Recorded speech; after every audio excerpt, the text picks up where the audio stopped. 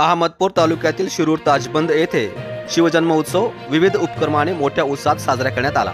त्यात छत्रपती शिवाजी महाराज चौकात रयतेचे राजे हिंदवी स्वराज्याचे संस्थापक छत्रपती शिवाजी महाराज यांच्या पुतळ्याचे पूजन व ध्वजारोहण सरपंच मच्छिंद्र वाघमार यांच्या शुभ हस्ते करून भव्य अशा रक्तदान शिबिराचे आयोजन करत मोठ्या उत्साहात शिवजन्मोत्सव साजरा करण्यात आला।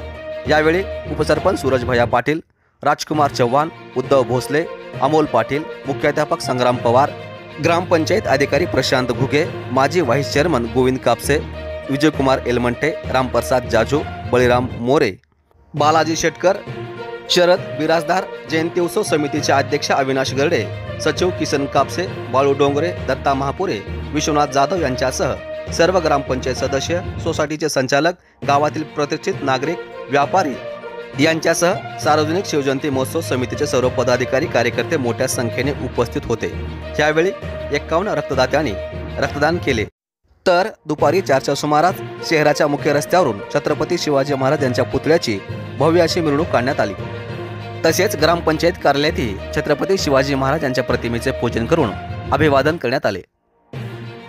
मिरवणुकीदरम्यान अहमदपूर पोलीस प्रशासनाच्या वतीने चोख बंदोबस्त ठेवण्यात आला होता।